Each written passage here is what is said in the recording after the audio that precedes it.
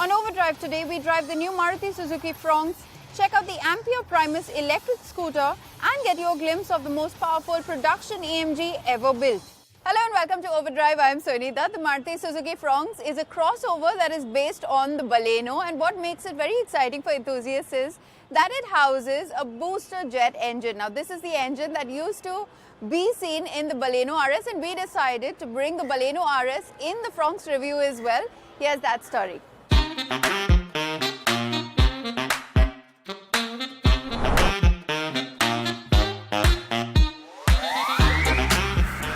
I've got myself a pair of fancy new shoes. You see, this colorful inner booty slides into this chunky outer boot. It's an exoskeleton of sorts. Of course, this is not a hiking shoe. It just looks robust for an outdoorsy lifestyle. In fact, the car that I'm driving today, the Fronx, has a similar philosophy. The colorful chassis actually comes from the Baleno, but they have slapped on a rugged bodywork on it to make it look robust for an adventurous lifestyle. It's no SUV, it's an urban crossover. Let's take a closer look. It's based on a hatchback after all, and that extra cladding gives it slightly broader dimensions. But it's got a higher ground clearance as well, which gives it a taller stance. The Fronx is to the Baleno what the WRV is to the Jazz, and sits below the Brezza to take on the Renault Kiger, Nissan Magnite and Citroen C3. Also the C3 Aircross, which is likely to come next year. Slapping on some cladding onto a hatchback, common affair. We've seen it with the Cross Polo. Maruti has done something similar with the Celerio, but here, this one doesn't look like a simple Baleno Cross. They've actually put in a lot of effort. I really like how they've done the tail lights, the entire tail section. I think it looks really good.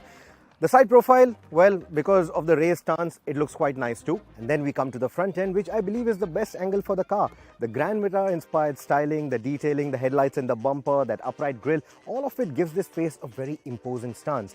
Now imagine, the regular Baleno looks good, very handsome, but just slapping on a bodywork to it or cladding to it wouldn't have really made it look this imposing. So taking on the Kiger, taking on the upcoming C3 Aircross, that would have been a difficult affair. This one, I think, looks premium, it looks very handsome, and it will resonate with the target audience. The cabin and its extensive features list are also carried over from the Baleno, but the Fronx edges ahead with wireless charging to complement the wireless CarPlay and Android Auto.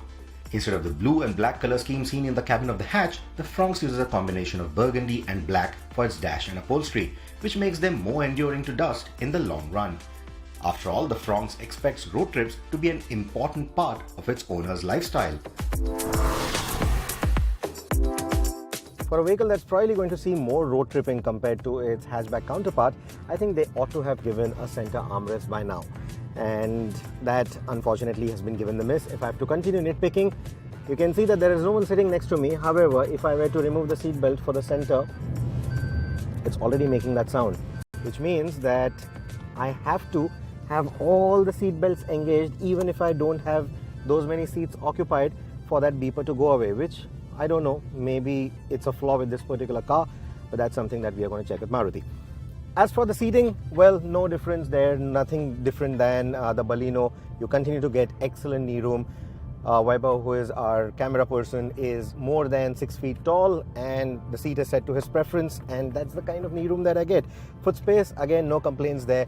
Visibility outside the window, no complaints at all. Even the under thigh support is quite nice. So from a long distance road tripping perspective, the overall comfort is actually quite good, just the way it is in the Baleno.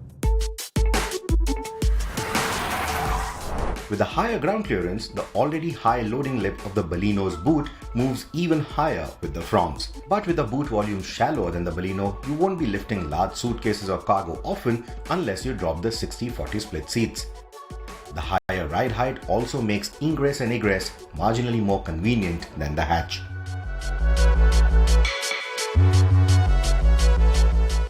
But despite the raised ground clearance, you don't really get a very different view of the road than you would with the Baleno. It still feels very hatchback-like or very car-like to drive. It doesn't feel very SUV-ish in that sense. So while you do get a crossover styling on the outside, on the inside, it still feels like a regular hatchback. Good news is that the 1-liter booster jet engine from the Baleno RS now makes a comeback with the Fronx. Now, compared to the RS, where the engine was literally being imported from Japan without any tuning changes and plonked into the RS, this one is now localized. The tuning has been changed.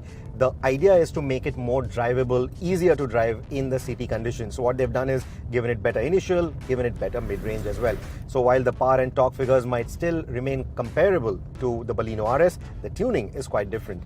So what you will notice is that the low-end performance is much stronger. They're claiming under 6 seconds 0 to 60 timings, and that's actually a very quick 0 to 60 time for a car of this order. And like I said when I reviewed the Baleno, the 1.2 litre dual jet engine, which is also available on the Fronx, it had started feeling a little underpowered. It had started feeling a little out of breath compared to the new age competition, which was now bringing in the turbo engines. So now with the Fronx, the turbo engine makes a comeback and the portfolio seems complete. I hope this engine also makes its way to the Baleno now, and the Baleno RS makes a comeback.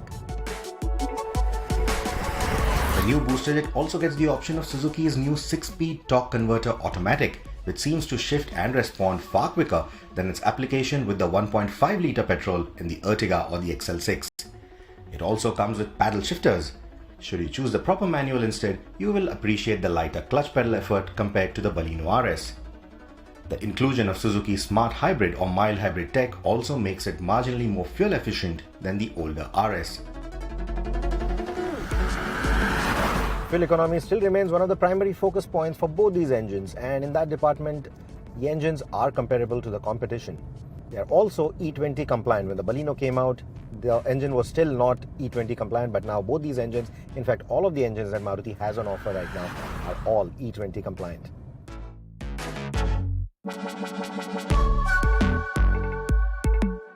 We are already pretty impressed with the supple ride that the new Baleno offers, and now with the Fronx it's actually gotten even better.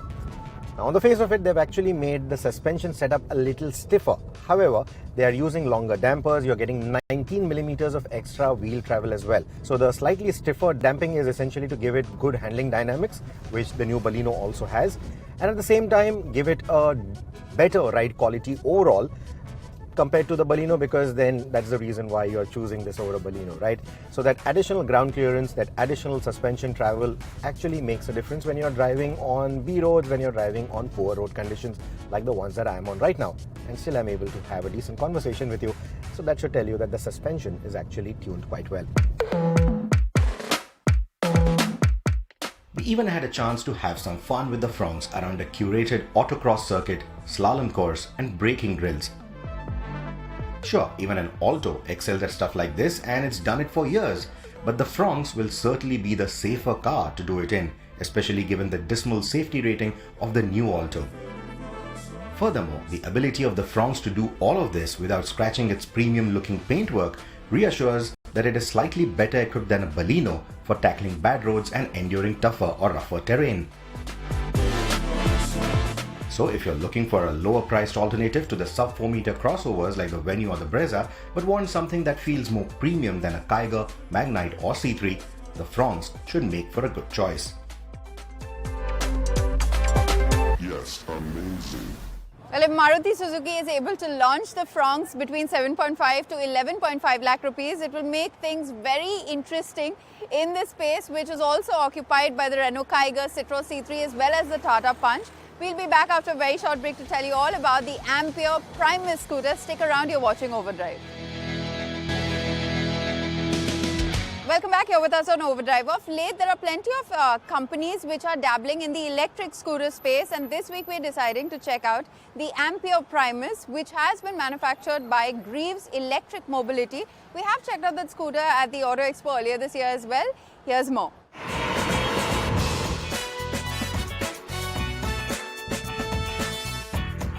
So we're out here at the Greaves Cotton and now Ampere production plant to test ride this, the new Ampere Primus electric scooter. Now if you recall, back in 2023 at the Auto Expo, at the beginning of the year, this was one of the scooters that was showcased and we did cover that. So without wasting any more time, let's check out what the Primus is all about. In terms of its design, the Primus does look a bit dated and is definitely not as radical looking as some of the other e-scooters that have and will come out later this year. It does feature an LED headlight and a DRL strip under it, but it doesn't really stand out aesthetically, well, not as much as you'd like it to. It's got halogen indicators at both ends and a taillight design which doesn't look very exciting but is functional nonetheless. Overall, the scooter does look neat and tidy, and I quite like it. Standing still, the Primus looks like any other IC scooter, well, if it weren't for the lack of an exhaust muffler.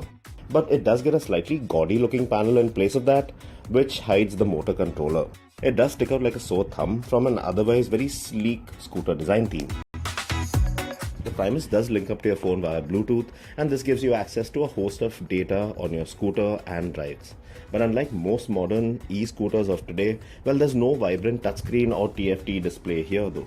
And instead, you get a rather simple looking LCD screen with all the regular ride information you need.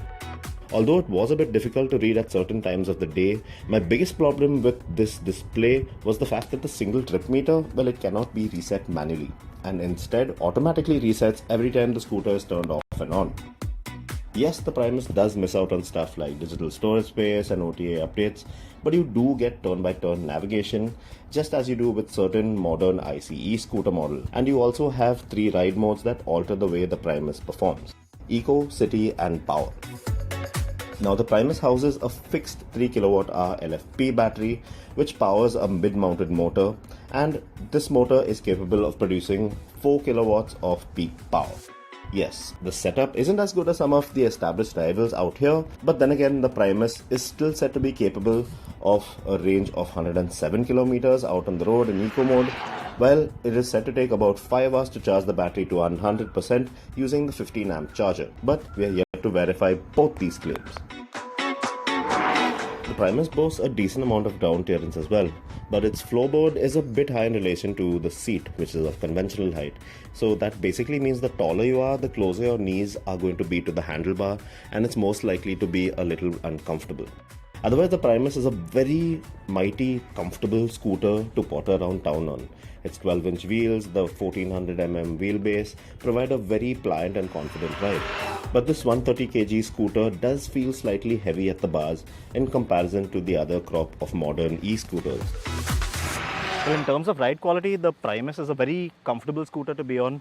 Although it has the longest wheelbase, the wheelbase is out here is around 1400mm.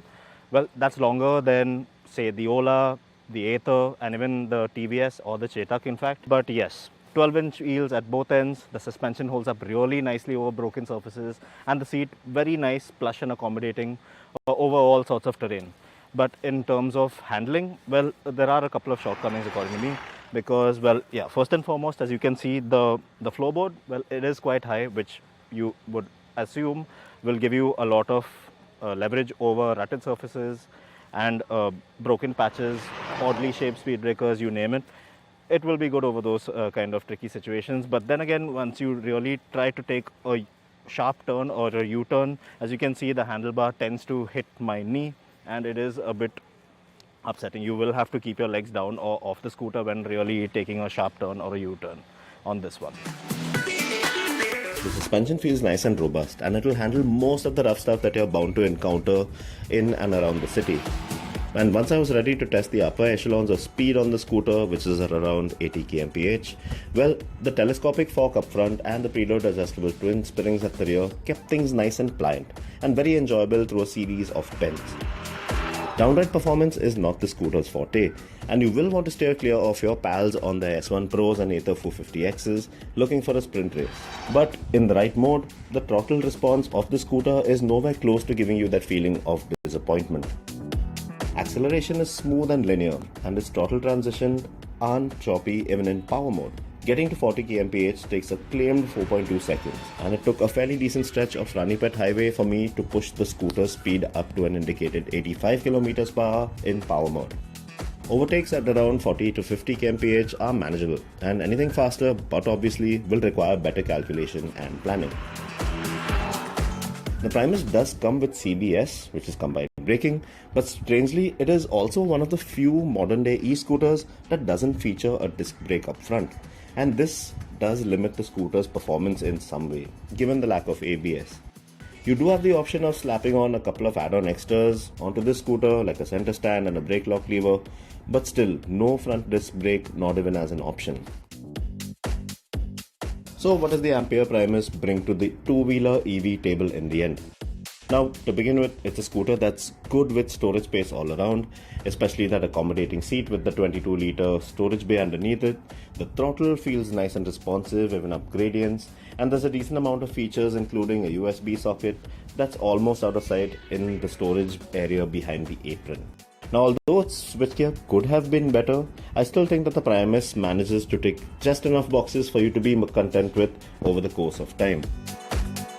The Ampere definitely comes across as a well thought through and put together scooter overall. But I would have liked to see a bit more features on the scooter, especially given its asking price, which is in excess of 1 lakh rupees on road. Now, the cost might seem like a bit much at first, especially for a scooter that doesn't boast a lot of standout features.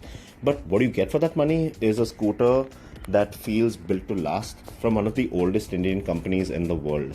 That's assuring you of service if and when you need it. The problem that I see the Primus facing today is the fact that yes, there are other tried and tested e-scooters available today which offer a lot more in terms of features for an additional cost, but that's the price that customers in this space won't mind shelling out for, given the high levels of quality on offer.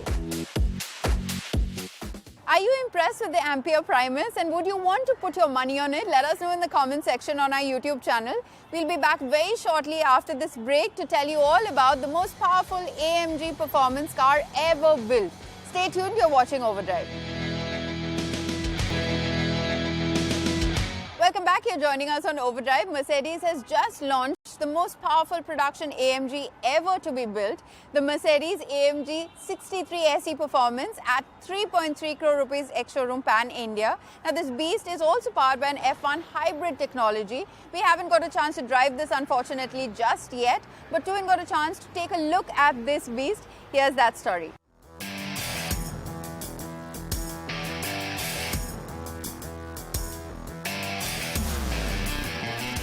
When you think of a car that can do 0 to 100 kilometers an hour in 2.9 seconds, you're probably thinking of something low-slung, mid-engined, and probably even fully electric. But that's not necessarily correct, as the Mercedes-AMG GT 63 SE Performance proves. This four-door coupe will not just do that 0 to 100 time, it will do 0 to 200 in under 10 seconds and reach a 316 kilometers an hour top speed. It also happens to be the most powerful AMG yet, and also the brand's first ever hybrid. Now this 4-litre twin-turbo V8 still makes up the larger chunk of the massive 843 PS and 1470 Newton meters that this car makes, but a lot of what the SE Performance does has to do with what's on the rear axle. Now that's an electric motor that makes 204 PS and 320 Newton meters. It powers the rear wheels directly, and it's fed by a 6.1 kilowatt-hour battery pack. Again, that's also developed in-house completely by AMG. There's also a 2-speed gearbox which shifts into the second gear at 140 kilometers an hour, and the SE Performance will always give you electric power when you need it. It's not like a regular hybrid. It'll always have electric power at your disposal. The 6.1 kilowatt-hour battery pack gives you 12 kilometers of EV-only range and has been developed with inputs from AMG's F1 operation. It can charge and discharge rapidly because of this, and there's constant assistance up to 3000 RPM. And then past that, you have on-demand EV power via the kick-down function.